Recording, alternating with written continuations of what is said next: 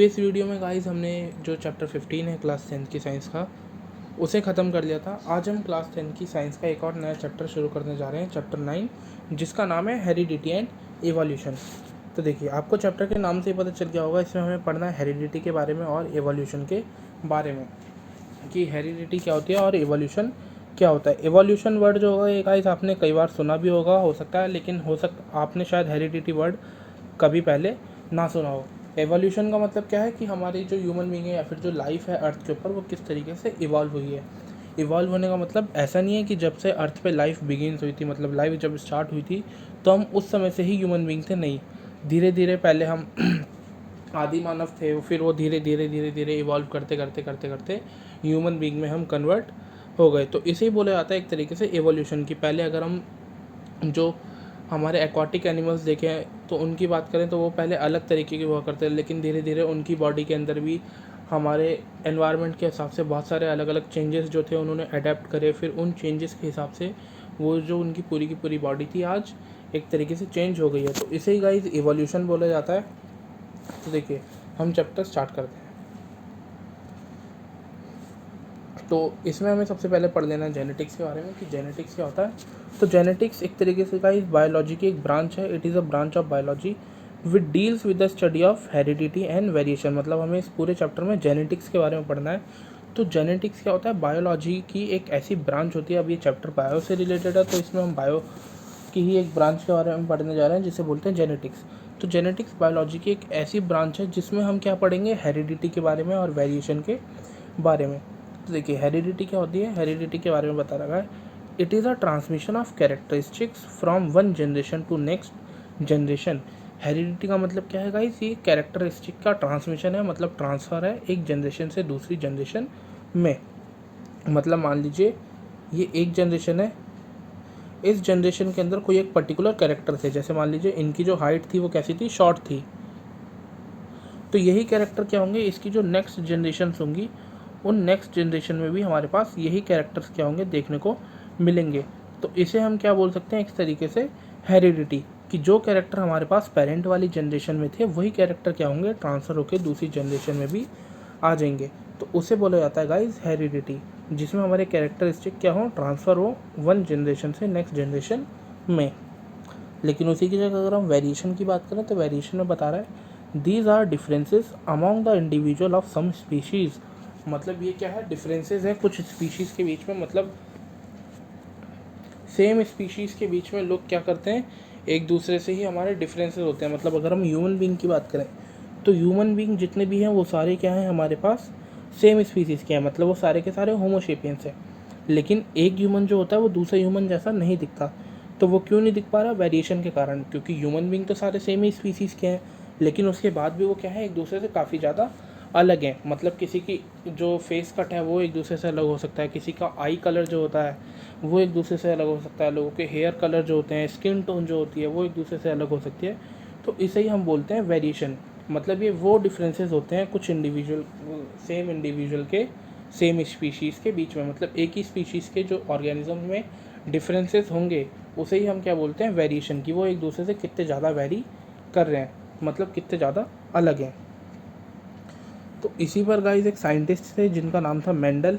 उन्हें हम father of genetics भी बोलते हैं या फिर फाउंडर ऑफ जेनेटिक्स भी बोलते हैं। क्यों, क्योंकि उन्होंने जेनेटिक्स के बारे में बहुत ज़्यादा बड़ी खोज की थी। और हमें इस चैप्टर में उन्हीं के एक्सपेरिमेंट को लेकर पढ़ना है कि उन्होंने क्या क्या एक्सपेरिमेंट जो थे वो करे थे। तो सबसे पहले हम ये जान लेते हैं कि जो हमारे साइंटिस्ट थे मेंडल, वो थे क्या, कहाँ रहते थे, उन्होंने किस चीज़ पे एक्सपेरिमेंट करा था, ये सब। तो अगर हम बात करें, उनका पूरा नाम था ग्रेगोर जॉन मेंडल। वो 1882 में एक पुअर फैमिली के अंदर सिलीसियन में जो एक पुअर फैमिली थी वहाँ पर वो पैदा हुए थे। अब वो जो सिलीसियन है वो अब एक पार्ट है चेकोस्लोवाकिया का, मतलब ये एक जगह का नाम है। He was sent to university of Vienna for the study of mathematics, physics and natural sciences. फिर उसके बाद वो यूनिवर्सिटी ऑफ वियना में चले गए mathematics, physics and natural science की स्टडी करने के लिए। 1854 में वो वापस आए और उन्होंने जो मोनेस्ट्री होती है, मोनेस्ट्री के अंदर काम करना स्टार्ट कर दिया। अगर हम बात करें गाइस, देखिए 1854 में वो वापस आए थे। वापस आने के बाद उन्होंने मोनेस्ट्री में काम करना शुरू कर दिया था। फिर उसके ठीक 3 साल बाद, मतलब 1857 में उन्होंने एक बहुत फेमस एक्सपेरिमेंट जो था वो करा था। He begins a famous experiment on pea plant. This experiment was occur since for last 7 years, मतलब उन्होंने 3 साल बाद मतलब 1857 में पी प्लांट के ऊपर एक बहुत ज़्यादा फेमस एक्सपेरिमेंट करा, जो बाद में जाके बहुत ज़्यादा प्रचलित हो गया था। और वो जो एक्सपेरिमेंट था वो उनका लगभग 7 साल तक चला था। अगर हम पी प्लांट की बात करें तो पी प्लांट का जो साइंटिफिक नेम होता है वो होता है पाइसम सैटिवम। तो उन्होंने जो एक्सपेरिमेंट करा, आप देखिएगा इस कोई भी अगर साइंटिस्ट है वो कोई एक्सपेरिमेंट अगर करता है तो ऐसा नहीं होता गाइस उसके एक्सपेरिमेंट को लोग ऐसे ही उस पर भरोसा करने लग जाते हैं। पहले वो जो उन्होंने एक्सपेरिमेंट करा होगा उन्हें किसी न किसी ऑर्गेनाइजेशन वगैरह से पहले उसे अप्रूवल करवाना पड़ेगा कि हाँ भाई जो उन्होंने एक्सपेरिमेंट करा है वो एक्सपेरिमेंट ठीक है या फिर नहीं। ऐसे नहीं होता गाइस कि किसी भी साइंटिस्ट ने एक अपना कोई भी एक्सपेरिमेंट करा या फिर कोई भी थ्योरी बनाई, कोई भी इक्वेशन बनाई तो डायरेक्टली अप्रूवल हो जाती है, लोग उसे मान लेते हैं। नहीं, ऐसा नहीं होता। उन्हें क्या करना पड़ेगा, अपना जो एक्सपेरिमेंट होगा वो पहले किसी एक जो हमारी रिकॉग्नाइज सोसाइटी वगैरह होगी उन्हें जाके दिखाना पड़ेगा। अगर वो लोग उसे अप्रूव्ड कर देते हैं तो फिर उस एक्सपेरिमेंट को माना जाएगा। तो उन्होंने क्या करा था, अपने इसी एक्सपेरिमेंट को annual proceeding of natural history society को दिखाया था और उस सोसाइटी ने उन्हें फेल डिक्लेयर्ड कर दिया था। मतलब उन्होंने बता दिया था कि उन्होंने जो एक्सपेरिमेंट करा है वो एक्सपेरिमेंट पूरी तरीके से गलत है। फिर उसके बाद 1884 में जो हमारे ग्रेगोर जॉन मेंडल थे उनकी डेथ हो गई। तो ये था इनके बारे में। अब हम कुछ ये पढ़ लेते हैं कि इनके एक्सपेरिमेंट में क्या क्या था। तो कुछ सवाल उठ के आते हैं। देखिए सबसे पहले सवाल है, why was Mendel choose P plant for this experiment. मतलब मेंडल ने पी प्लांट को ही अपने एक्सपेरिमेंट के लिए क्यों लिया। ये क्वेश्चन गाइस एग्जाम्स में कई बार पूछ लेता है कि why was Mendel choose P plant for his experiment. तो इसका एक बहुत छोटा सा आंसर है। सबसे पहला, the life span of pea plant is short so he was get result soon. मतलब जो पी प्लांट होता है, मतलब मटर का जो पौधा होता है वो बहुत जल्दी उसका लाइफ स्पैन जो होता है वो बहुत ज़्यादा छोटा होता है। तो अगर देखिए लाइफ स्पैन बहुत ज़्यादा छोटा है, इसका मतलब मेंडल क्या कर सकते हैं, एक्सपेरिमेंट बहुत ज़्यादा जल्दी कर सकते हैं। मतलब उन्हें रिजल्ट बहुत ज़्यादा जल्दी मिल जाएगा। मान लीजिए कोई एक साइंटिस्ट है वो एक प्लांट के ऊपर रिसर्च कर रहा है, अब उस प्लांट को ग्रो होने में ही मान लीजिए 1 साल लग रहा है, तो उसे तो अपना रिजल्ट को देखने के लिए 1 साल तक वेट करना पड़ेगा। लेकिन इसी की जगह अगर कोई एक ऐसा प्लांट है जिसे ग्रो होने में सिर्फ 3 मंथ्स लग रहे हैं, तो वहाँ पे क्या हो जाएगा, हमें रिजल्ट सिर्फ 3 महीने के अंदर अंदर दिख सकता है।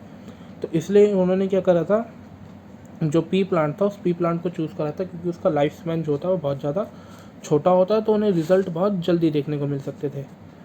दूसरा इसका है कि देखिएगा इस P plant has about 34 character for doing study. मतलब पी प्लांट के पास 34 कैरेक्टर होते हैं। मतलब एक प्लांट जो होता है गाइस, देखिए कैरेक्टर जरूरी नहीं है ह्यूमन बींग्स में ही हो, कैरेक्टर प्लांट्स वगैरह के अंदर भी होते हैं कि किसी प्लांट का जो हमारा फ्लावर है उसकी पोजीशन कहाँ होगी, फ्लावर का जो कलर है वो कैसा होगा, हमारा प्लांट टॉल होगा या फिर नहीं होगा, ये सारी चीज़ें।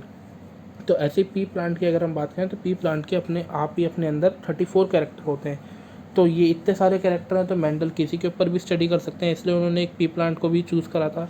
और दूसरा है pea plant are bisexual so self and cross pollination can take place. मतलब पी प्लांट क्या होता है, बाइसेक्सुअल होता है, मतलब उसमें मेल रिप्रोडक्टिव ऑर्गन भी होगा और फीमेल रिप्रोडक्टिव ऑर्गन भी होगा। तो वो सेल्फ पॉलिनेशन भी करा सकते थे उसका और क्रॉस पॉलिनेशन भी करा सकते थे, एक उनका रीज़न ये भी था। और जो लास्ट रीज़न था वो ये था कि pea plant is easy to cultivate. मतलब उसे उगाना या फिर कल्टीवेट करना बहुत ज़्यादा ईजी होता है, बहुत ज़्यादा मेहनत नहीं करनी पड़ती। तो इसलिए मेंडल ने पी प्लांट को ही चूज़ करा था। अब एक क्वेश्चन आता है गाइस कि जब उन्होंने इतना सब ध्यान में रखते हुए पी प्लांट को चूज़ करा तो फिर उनके वर्क को अननोटिस क्यों कर दिया गया। मतलब उस सोसाइटी ने उनके जो काम था, उनका जो एक्सपेरिमेंट था उसे अननोटिस क्यों कर दिया। तो देखिए इसके बारे में बता रहा है, he use some mathematical terms in his experiment. उन्होंने क्या करा था, कुछ मैथमेटिकल टर्म्स थी जिन्हें अपने एक्सपेरिमेंट के अंदर यूज़ करा था। अब देखिए गाइस, अगर कोई सब्जेक्ट है हमारे पास बायोलॉजी का, या मान लीजिए आपकी क्लास में बायोलॉजी टीचर आपको कुछ पढ़ा रहे हैं और अगर आप उसमें बैठ के मैथमेटिक्स वगैरह या फिर कुछ और पढ़ोगे तो वो टीचर आपको क्या करेगा, डांटेगा। इसी तरीके से मेंडल ने भी क्या करा था, अपने बायोलॉजी के एक्सपेरिमेंट में कुछ मैथमेटिकल टर्म्स को यूज़ कर रखा था। तो उसके कारण क्या करा था, जो एनुअल नेचुरल प्रोसीडिंग सोसाइटी थी उन्होंने उसके काम को अननोटिस कर दिया था। क्योंकि अगर बायोलॉजी का एक्सपेरिमेंट था तो उन्हें बायोलॉजिकल टर्म्स यूज़ करनी चाहिए थी, ना कि कुछ मैथमेटिकल टर्म्स। अब ये मैथमेटिकल टर्म्स कौन सी थी आपको गाइस, अगर आप हायर स्टडीज़ करेंगे मतलब 12th वगैरह में पढ़ेंगे तो 12th के बारे में आपको ये सब जानने को मिल जाएगा। सेकेंड रीज़न है he had no any physical evidence of his experiment, मतलब उनके पास कोई भी फिजिकल एक्सपेरिमेंट नहीं था। उन्होंने सारा क्या करा था, सिर्फ एक तरीके से पी प्लांट लिया, पी प्लांट को ग्रो करा 7 सालों तक, मतलब पी प्लांट के ऊपर 7 साल तक अपना एक एक्सपेरिमेंट करा और उस एक्सपेरिमेंट का कोई भी फिजिकल एविडेंस नहीं बनाया। वो क्या करते थे, सिर्फ एक्सपेरिमेंट करा। एक्सपेरिमेंट करने के बाद उन्होंने ये देखा कि जो एक्सपेरिमेंट के बाद नेक्स्ट पी प्लांट होगा वो टॉल है या फिर डॉर्फ है, या फिर फ्लावर कलर कैसे हैं, फ्लावर पोजीशन कैसे है, ये इस बेसिस पे वो क्या करते थे, अपना एक्सपेरिमेंट करते थे। लेकिन उसका कोई भी फिजिकल एविडेंस उसके उनके पास था ही नहीं कि उन्होंने ऐसा कोई एक्सपेरिमेंट किया भी है या फिर नहीं किया। और तीसरा जो रीज़न है वो कह रहा है in Mendel's time communication resources like newspaper, television, internet etcetera are not available.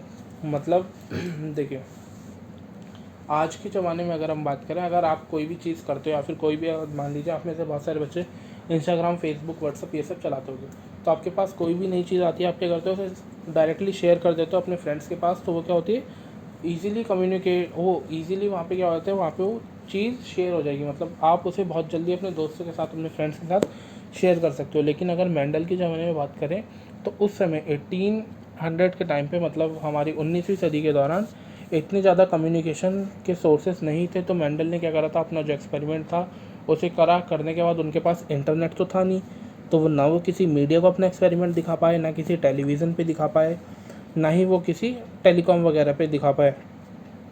तो इसके कारण क्या हुआ था, उनका जो एक्सपेरिमेंट था वो अननोटिस हो गया था। अगर उनके पास मीडिया, टेलीविज़न या फिर इंटरनेट वगैरह होता तो वहाँ पर जाके वो अपने एक्सपेरिमेंट का प्रचार कर सकते थे ताकि लोगों तक उनकी बात पहुँच जाए।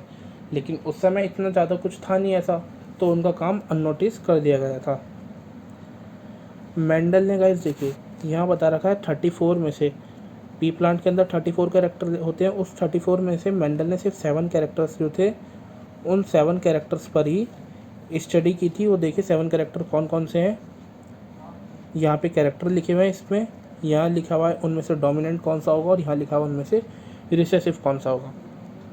तो देखिए सबसे पहला कैरेक्टर है सीड कलर। सीड कलर मतलब जो हमारा सीड होगा उसका कलर कैसा होगा, तो एक है येलो, दूसरा है हमारे पास ग्रीन। अब यहाँ पे गाइस डोमिनेंट और रिसेसिव का मतलब क्या है, इसका मतलब है अगर हमारे पास कहीं पर येलो भी है और ग्रीन भी है, मतलब हमारे पास 2 सीड कलर है, येलो वाला भी है और ग्रीन वाला भी है, और हम इन दोनों का क्रॉस करवाते हैं, मतलब येलो वाले का ग्रीन वाले से क्रॉस करवाते हैं। तो इन दोनों के क्रॉस के बाद जो हमारे पास नया सीड बन के आएगा ना, वो सीड कौन सा होगा, येलो वाला, क्योंकि येलो हमारे यहाँ पर क्या है, डोमिनेशन में। वो क्या करेगा, ग्रीन वाले की जो भी अपनी प्रॉपर्टीज़ वगैरह होंगी उन्हें दबा देगा, उन्हें डोमिनेट कर देगा, इसलिए। तो सीड कलर हमारे पास 2 हैं, एक येलो, दूसरा ग्रीन। सीड शेप की बात करें तो सीड शेप 2 कलर के होते हैं, पहला होता है राउंड, दूसरा होता है रिंकल्ड, मतलब जो मटर के दाने होंगे हमारे पास, कुछ कुछ दाने तो एकदम गोल होते हैं लेकिन कुछ क्या होते हैं ऐसे थोड़े सिकुड़े हुए से। तो पॉड शेप की बात करें, जो मटर का छिलका होता है वो छिलका कैसा होगा, या तो फुल होगा या फिर थोड़ा कंस्ट्रिक्टेड, मतलब वो भी थोड़ा हुआ सिकड़ा हुआ होगा। अगला है पॉड कलर, तो वो है हमारे पास ग्रीन या फिर येलो। पॉड कलर मतलब ये जो हमारा छिलका होता है इसका कलर कैसा होगा, आपने देखा होगा मटर के जो छिलके कलर होते हैं कुछ कुछ तो हमारे ग्रीन होते हैं, लेकिन कुछ कुछ कैसे होते हैं, थोड़े बहुत येलो येलो टाइप के। फ्लावर कलर की बात करें तो फ्लावर कलर 2 होंगे, एक होगा पर्पल, दूसरा होता है वाइट। फ्लावर पोजीशन हमारे पास एक्सियल और टर्मिनल।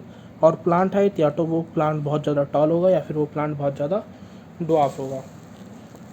अब ये तो समझ आता है गाइस, टॉल और डॉर्फ का मतलब, टॉल का मतलब प्लांट हमारा ऊंचा होगा, डॉर्फ मतलब प्लांट हमारा छोटा होगा। लेकिन एक्सियल और टर्मिनल का मतलब क्या है, तो देखिए एक्सियल और टर्मिनल के बारे में यहाँ पे बता रखा है। एक्सियल का मतलब क्या होता है कि हमारे जो प्लांट्स होंगे, मान लीजिए प्लांट है, तो जो फ्लावर होंगे वो ऐसे ऐसे, मतलब एक्सिस के ऊपर इस तरीके से ऐसे ऐसे लगे होंगे, जैसे ये प्लांट है, एक फ्लावर ये रहा, एक ये रहा, एक ये रहा, एक ये रहा, इस तरीके से वो क्या होंगे, लगे होंगे, तो इसे बोला जाता है एक्सिल। लेकिन टर्मिनल की बात करें तो वो टर्मिनल क्या होता है, एकदम जो मतलब टॉप होगा उस टॉप पे ही हमारा जो फ्लावर होगा वो प्रेजेंट होगा, तो इसे बोला जाता है टर्मिनल। तो ये था गाइस आज की वीडियो में। अगर आपको वीडियो अच्छी लगी हो तो वीडियो को लाइक कीजिएगा, चैनल को सब्सक्राइब करना ना भूलें। Thanks for watching.